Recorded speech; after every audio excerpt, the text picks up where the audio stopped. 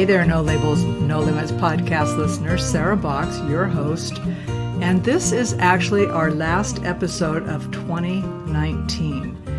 It is also my 100th episode, and I'm very excited about that just because, if for nothing else, I wasn't sure I would ever see 100. When I first started out and I was at episode 0, 100 looked really far away. And in fact, it came sooner than I thought. Today's episode is a little bit different. I decided that I wanted to reflect a bit on the past, but to also celebrate. And I was fortunate enough that I was going to be able to get together 3 people who I actually think about as both my guides, so my Sherpas, as well as my cheering section and critical thinkers. I trust each of these women in very special ways and enjoy our time together. So I actually hopped on a plane. We spent the day working on other projects together, and then over lunch had this great conversation. So today's episode is a little longer, and if you need to take a break and come back to it, I get it. I thought about cutting out sections, but there wasn't any section that I thought was a waste. So let me tell you who is sitting around the table. There's myself, Sarah Box, and then Megan Metters. Megan is someone I've known for nearly a decade. She runs a nonprofit organization. She is a mom. She is an outdoors enthusiast, and she is just a can-do person and has one of the kindest hearts. Across from Megan is Susan Gomez. Susan is an amazing woman. She's an artist, multimedia artist. And most people know Susie because she is the executive director of a community collaborative that is doing groundbreaking work in how organizations work together to have greater impact across a large geographic area. Susan is someone who has taught me so much about what truly having a generosity of spirit looks like. And then the third person is a newer friend in my life who I just adore. This is Andrea Mitchell. And one of the things that struck me about Andrea, I met her, actually I heard of her before I ever met her personally. But when I met her, there was just this energy about her that I thought, oh yeah, you are totally cool. She's very open, she shares, and of course we have a total love fest with dogs together. So Andrea is just a brilliant woman, and I feel honored to share all 3 of these women with you today, and I hope you enjoy this episode, our 100th episode of the No Labels, No Limits podcast.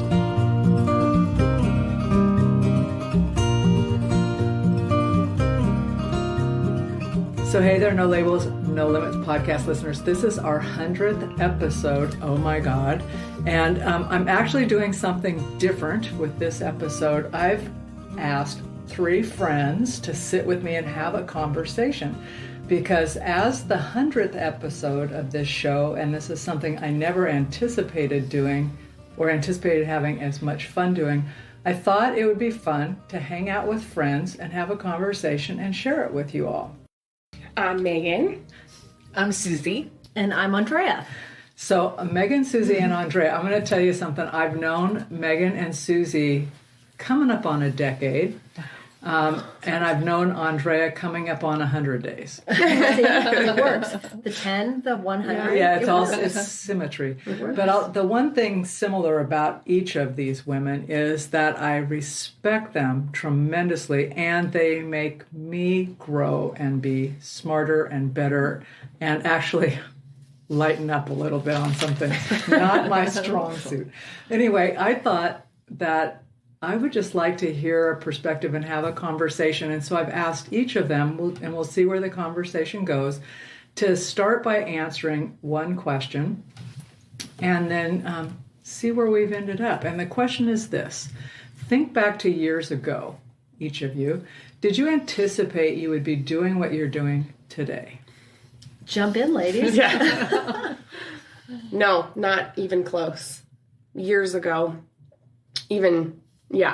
no, not even close. I really thought, when I was in high school, I thought that I would be a stay-at-home mom, and I would get married, and I don't know, that I would just kind of duplicate the life that how I was raised. And then I went to college and kind of thought, well, maybe I would work before I had kids, which I did. And then, you know, my dad coming from a firefighter for the city background, government jobs seemed super appealing to me. And so I went to work for the county as a social worker and kind of thought I would retire there until my first week there, and realized I probably would not be retiring at the county. So, and then, you know, the work I do now at the Mom and Dad Project, I kind of fell into that in a really weird way, and have zero experience with nonprofits and a little bit of experience with grant writing from college, but hadn't done that in 10 years by the time I needed to actually write one. So not even close did I think I would be doing what I'm doing today. I could never see you as a county lifelong employee. No way. A week? I'm surprised you lasted that long. No, I was there for like 7 years. I can't even, no. Say it isn't so. Say it isn't so. Andrea, what about you? Absolutely not. Absolutely not. I go back, no. I mean, I have my own business. I never thought I was really a risk taker, and I was, I worked retail sales, you know, thank you for calling Copeland's, and I then decided at one point in time that I was a raft guide, and at one point in time I said I need insurance, and so I better get a real job, and I better go back to school, and at which point in time I said, what am I closest to? Just tell me, what am I closest to? And they said, how about being a teacher? I'm like, oh, God, no. Oh, okay, but sure, I'll try it. And I ended up loving it. Taught middle school for a long time. Then I became a high school administrator and hated that because I was suspending and expelling kids, and the parents were the problem. The kids were great. And then my mom got really sick. She had cancer, and I was the primary caretaker, and dealt with that while working 70 hours a week, and then just kind of exploded. And I said, I can't do this anymore. And my husband said, take a year off. He was a teacher. I don't know how we could afford to do that. And then I started I actually had started grant writing before that. And then I found a job with Goodwill Southern California and started doing government grant writing, and did fairly well.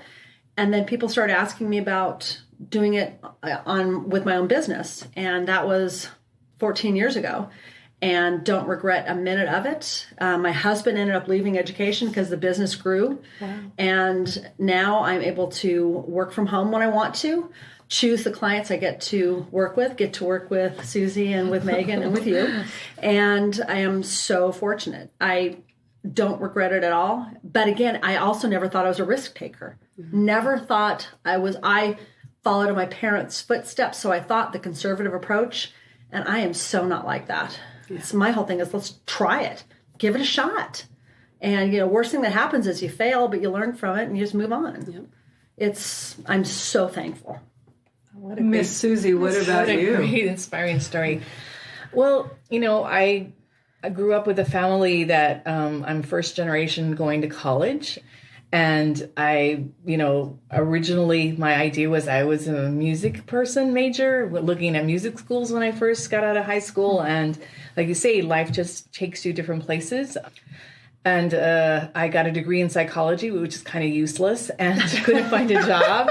So I put myself through college working in restaurants. I was talking about it today, but so that was how I survived going through college, learning, being on the service side of the world.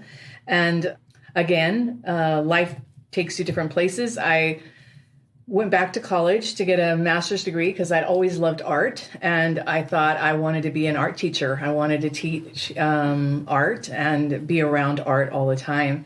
And again, found out I was a single mom, not a lot of options for me in terms of art. But while I was there, I got a job working at the college at Cal State with children with autism, which I had never worked with any children with disabilities. But it was a job. And while my daughter I was in college, she could be at the nursery school there on campus for me. So that's why I worked there, and I started working there. And from that, I was convinced you should get a master's in special ed. You know, so I ended up working 10 years at Cal State and got my master's for severely handicapped children while I was there. And again, the idea was the reality of what the world was about special ed was, different than what I had wanted for my own life too. And I said, what I really love is art, but I need a job with insurance, right? So first job I applied to in 10 years was at Inland Regional Center, and I got a job at Regional Center working for children with the anticipation I'd be there a year. And I ended up retiring there. 22 years I worked there. And for whatever reason, for me leaving was meant to be. It changed my life. And I met Sarah Box more than 10 years ago. But part of this process of leaving a job and security at 55 years of age and not knowing who was going to hire me and what would I do, I got coaching from Sarah. And it has been the most transformative experience for me in my life on how I look at how I make decisions for myself and how I set goals for myself. So the question about did I ever anticipate seeing where I'd be today? Never in my life would I have said I am working in a place that I love every day, what I do with the people I choose to want to be with, right?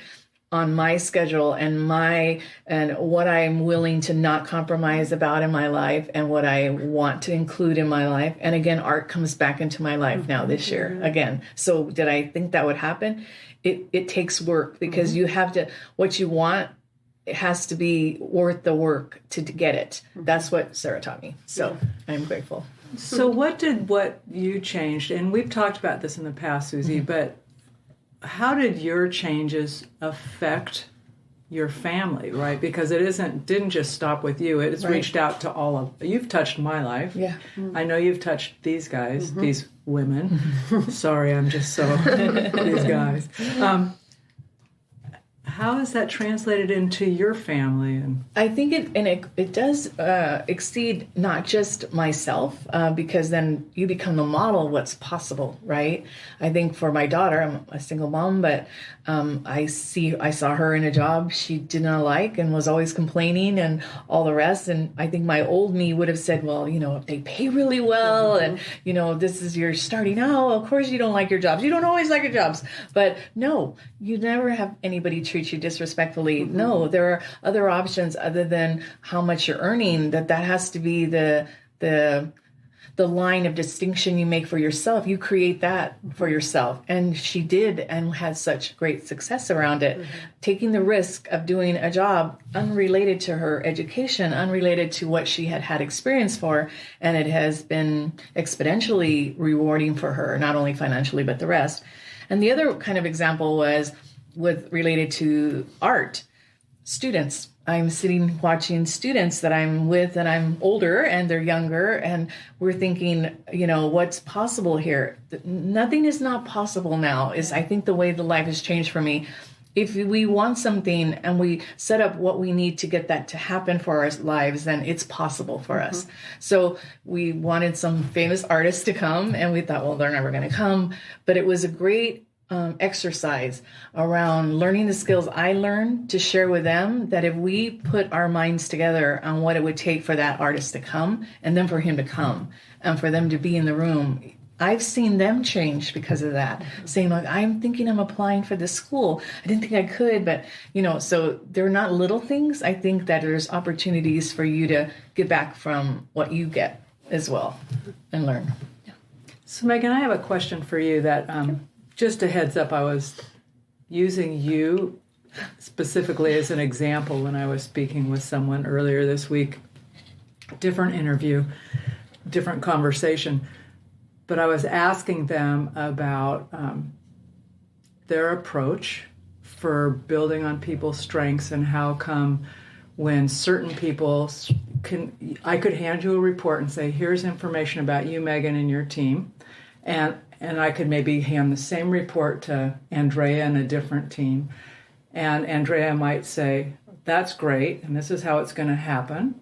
This is what I'm going to make happen with it. And yet I've watched you take that kind of work and really, your focus has always been on building other people up around you to make them shine, taking nothing away from yourself. So I'm asking this person who does this work, I said, so how do you reconcile working with those different people? And they said, Well, actually, I'd be asking the person who already knows how to build people up how they could help the other person. Right? But how is it you come to your work unafraid for other people to be as smart and shiny and capable as you are without feeling diminished by it, I guess? And I'm not sure if I'm phrasing that right. I think for me, I try to be aware of who I am. I try to surround myself, I've always said, with healthy mirrors. I think looking back, my social work education helped me a lot with that, and just identifying my own strengths and also identifying, my areas for improvement or my challenges. And I have never sought out to be everything to everyone. I know that that's not possible. And I think we've watched so many people try to do that. And first, it just looks exhausting. And I just don't have the energy for that. So I really try to take the attitude of, this is who I am. This is what I have to offer. And then I really seek out people that I know complement my strengths, because I've always worked well with others. I've always felt that we need team-based everything.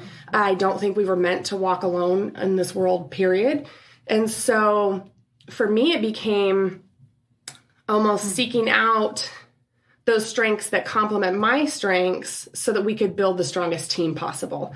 And I feel like we could do so much more together. I also think that we're only as strong as our weakest link, So I think really identifying what people do well and then building on that. I feel like a lot of times I've watched several businesses, several nonprofits, several for-profits, it doesn't really matter, taking people that were maybe really good at one thing. I think teaching is a perfect example. I feel like we've seen so many good teachers that get pushed into administration. And because you're a good teacher, it doesn't mean you're a good administrator. And so I think that we've kind of misstepped where people's strengths are instead of asking them or really finding out where their strengths are. We almost punish people for being good because we assume that they want to make more money and that they have to be working harder to be happy. And I think really putting that back on people, on where they want to go, on what they want to do, and identifying, we're good at identifying what we're good at. Susie's saying art. Okay, well, so I have an art project, I'm going to Susie. So, really, I've never felt, I think there's moments where that doubt creeps in and you think, shoot, should you highlight this person? Because it also highlights a weakness that I have. But I've so enjoyed highlighting people's strengths that it's brought me such joy that I don't care that it also shines a light on maybe a potential weakness for me. I'm human, so there's moments that I'm intimidated by stuff like that too. But again, facing healthy mirrors and putting that out to people I love and respect. And that always comes back at that you're good at these things, so stick to your lane of these things and find somebody to come alongside you. So I don't know if that answers your question, but that's really... Absolutely, it does. I don't have an expected right answer. Yeah. I do this because I'm curious. Yeah. And when you left teaching, that's a big change. It was, but I want to go back to what Megan said for a second. Absolutely. Because I think that one thing that was... that where Megan and I kind of bonded in a way was a long time ago. Yeah. Megan was, I think you were brand new in your position, and got a call one day, and she's like, I need some help on a grant proposal. And so she was able to, approach me on this, and in a very transparent, like, I need help way. And I think a lot of people are afraid of showing their weakness, whereas most people appreciate that. Most people, would say, okay, it's the puppy concept, Speaking of puppies. Speaking of new puppies. But it is a puppy concept. It's like, okay, look, here comes this person who really is genuine and is appreciative. Okay, what can I do? But since then she's landed a whole bunch of them. But I think being able to, I like that healthy mirror concept. And I think being self-reflective, thinking about we all make mistakes. Totally make mistakes. And if you can forgive yourself, people will forgive you as long as you don't make the mistake again and again and again. Right. But both of these ladies are pretty impressive. So that's pretty easy to say if you can forgive yourself. So how do you do that? It's because that's one of those things, like, just forgive yourself, let it go, whatever. Well, but here's the thing. I'm not going to say we because I don't know and I don't need to know, but I know I have made a lot of big mistakes. And the first thing when I find out I make a mistake, I say, I blew it. This was my rationale. This was my logic. This is how I messed up. And I will do my damnedest never to do it again, make that mistake again. Now, if we do it 2 and 3 times or 3 and 4 times, then there's a problem. There's something going on there. But I have made huge mistakes in my life. And I hope that I have then shown people that I have made changes for the better. And then generally people will come along with you. So, I mean, and again, forgiving yourself, do I still have bad dreams or do I still have guilty feelings? I was raised in the Catholic Church. Of course I do. Is that okay to say? It's a podcast. All right, I'm safe. But I mean, you're always going to have some kind of guilt. But again, if you don't make those mistakes again, at least you're being true to yourself. And then it makes forgiveness easier. And certainly with people that you are close to, then they generally will. They're usually easier on you than you are on yourself. And I think to add to Andrea, the point about that is there's a difference too when you're surrounded around people when something happens and you make a mistake, right? And you're maybe had not had the privilege of being in an environment where that is a forgiving environment, right?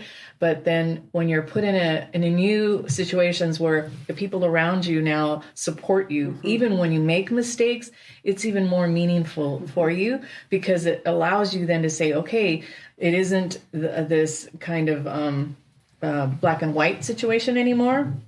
This is an opportunity for you to do better. This is an opportunity for you to make sure that it doesn't happen, like Andrea said, it doesn't happen again. But what did I learn about making this mistake, right? That's a smarter thing as maybe my age too, is I don't even look at mistakes anymore because possibilities have happened because of mistakes for me. I have gotten things because of mistakes I've made, right? And then you say, okay, this could be an opportunity. And then you have these incredible people surrounding you that even if you really screwed up, they're still going to care about you and that puts you already in an advantage of where you're going to go. It's true. So that's another question is over the past year, has something like that this is going to happen like this. And all of a sudden you look up and it's going left. You're going, we were never supposed to go left, but something really cool and amazing happened as a result of that. Do you have an example of something like that that's happened for any one of you or all of you? I think this project that we're working on together, I think this project that the 4 of us are working collaboratively on is a left turn for us. Yep. It kind of came out of nowhere with some hesitancy around some of the work we knew we were going to do with some of the participants we were going to work with. And I don't think we ever foresaw, and especially because we were approached about the work. We didn't approach someone about the work. And then to go back and say, this is what it would take. It has to be an Andrea Mitchell. It has to be a Sarah Box. It has to be a George Weiner. And we, in our heads, we kind of thought they're never going to go for this. And then to see it again, another left turn was when they said, okay, let's do it, So, and we've ended up, even here today in the conversations we've had today, that there's some course correction always. And I don't think that there's mistakes. I think it's just opportunities always to learn. We're dealing with human behavior. We don't know. It changes day to day. Organizations we work with change all the time. The leadership changes all the time. And it's just people, And I think earlier we were saying it has to do with relationships, And I think if you have relationships in place, like you have this incredible freedom to be a risk taker, to try new things, to do something different, whether it works or it doesn't, or whether it works like you thought it was going to or it doesn't. So. But you took, when they came and approached you guys, you gals, ladies, I think I'm whomever. You know what? You have full permission to use whatever pronouns you want. When the funder came and approached you two ladies, you had the strength and you had the confidence because of your past experience. Correct. To then push back and say, this is what it's going to take to do it right. Absolutely. A lot of folks would not have had that confidence. and would have taken a far lesser amount and had a horrible outcome. And so I want to compliment you two, and I think we both have said this, in being strong in your conviction, because that takes some strength. I think I appreciate that. I think for us was, if we surround ourselves with the people we trust the most and the smartest people in the room, we don't lose no matter what happens here. Right. We're going to all win, right?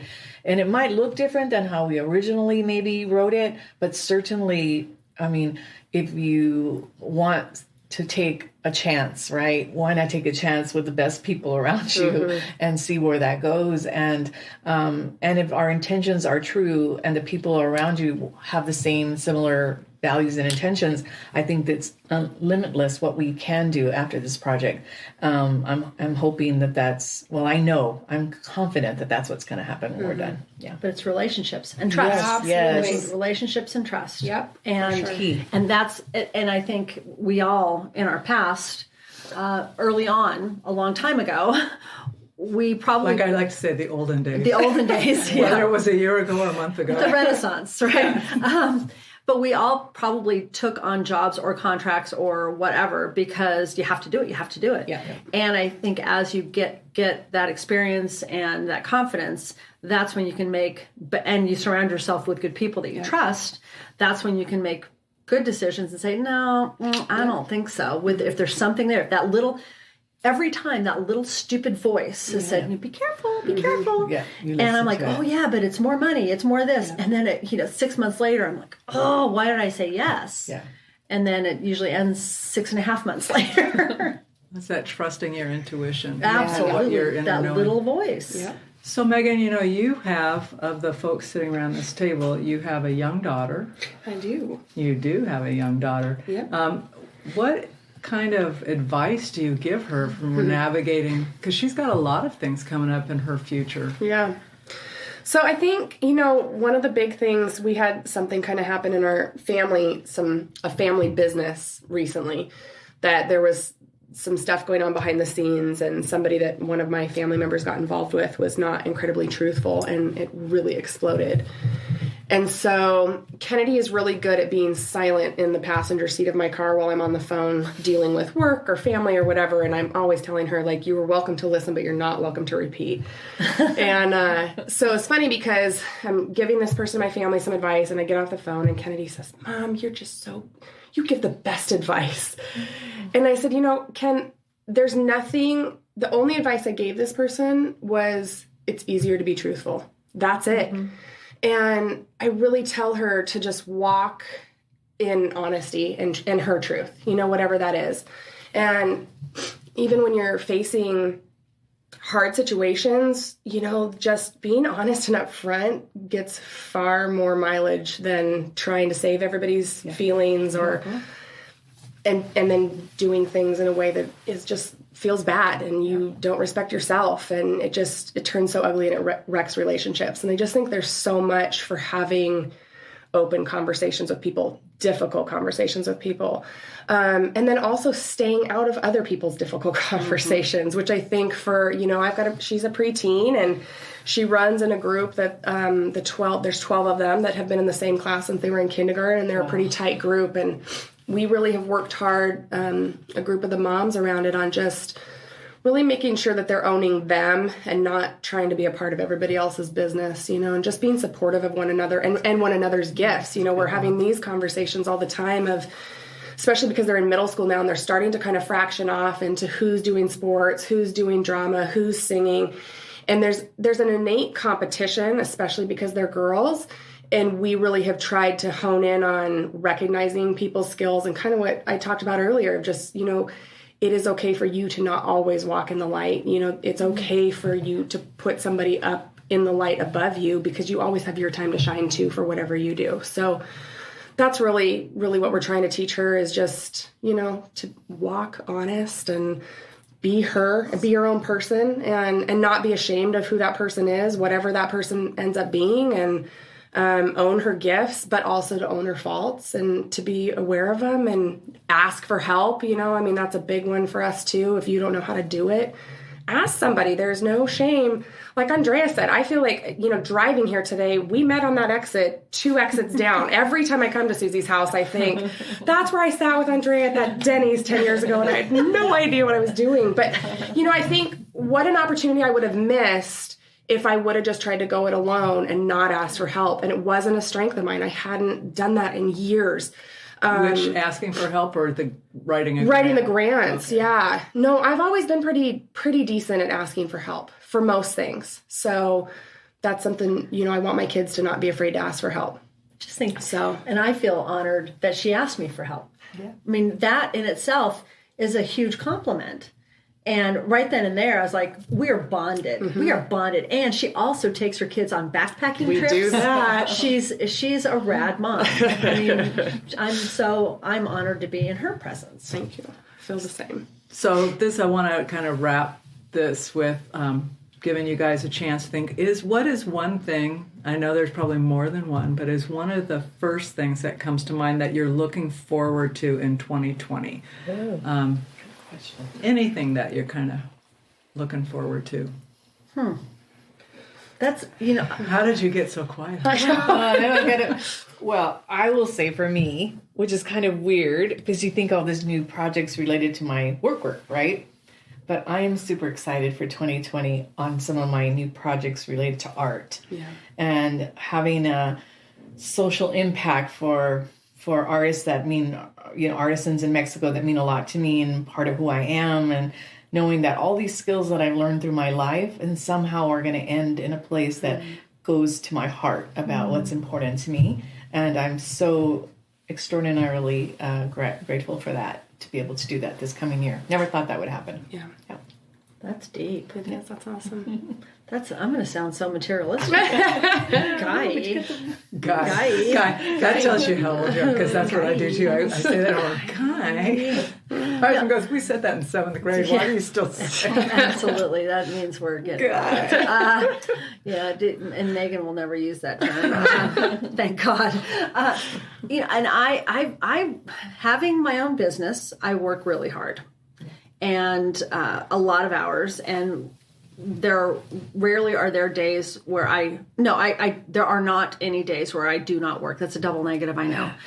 I work all the time. And so we were fortunate to purchase a house in a beach community that shall remain nameless, which I am looking forward to picking tile. I know that sounds really materialistic, but I don't get to pick tile. I don't get to do that stuff. And so I get to pick tile. Yeah. And I mean, I'm so excited. As soon as the drainage is taken care of and the drywall, and eventually someday there'll be a bathroom in my future. And I'm so excited about that. And also doing things with people. I know I'm not pandering here, but doing things with people that don't involve too much writing, but who are of like-mindedness. Yes. And that's really cool, because I do so much in isolation that I'm being able to work with some cool chicks like you. It's going to be fun. Yeah. And you can also help me pick tile. I love tile. For me, I'm really looking forward. This is professionally, it's a weird switch. I'm looking forward to steering my work.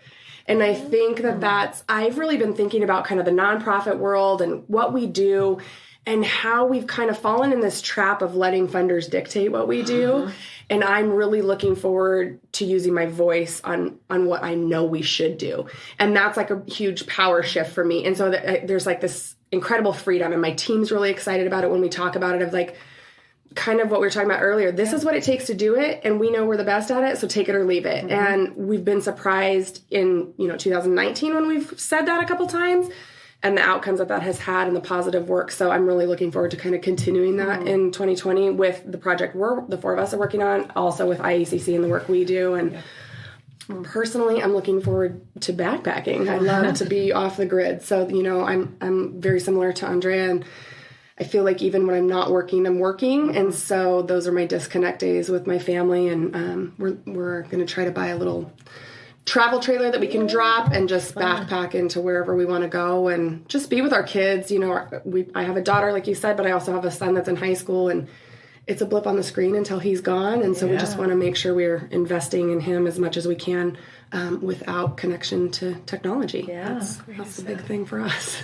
Well, you know what? It's funny, Susie, I don't know if you recall asking me this, but we were doing some business meeting. I don't know. We were heavy debriefing on some meeting, I'm sure. Mm-hmm. And you said, so, but what are you doing for fun? I'm thinking, what?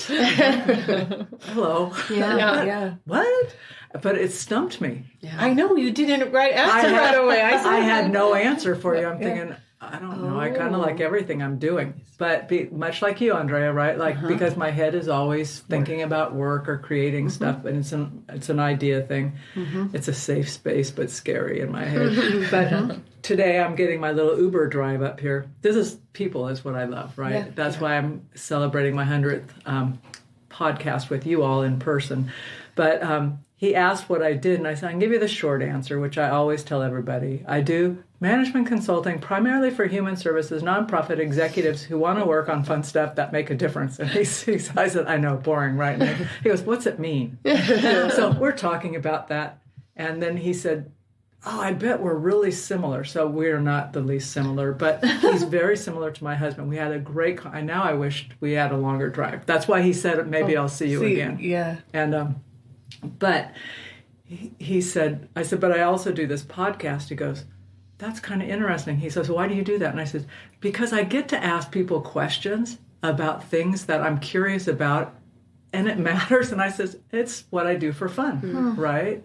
So I was just thinking about how much each of you, and I know we've only known each other like a blip, 100 days. Right? 100 days. I made that up. That's really good. I've known your name longer than I've known you. I've known you in person. I've seen you in person since October, I think. We met the first time. Just let it pretend. It's good for yeah, them. pretend. But about you, the first thing I saw was you're genuine. I mean, you show up honest. Right, and you are kind of fun, and you have a dog, and you love dogs, and so everybody at the table is dogs, right? So it's all good.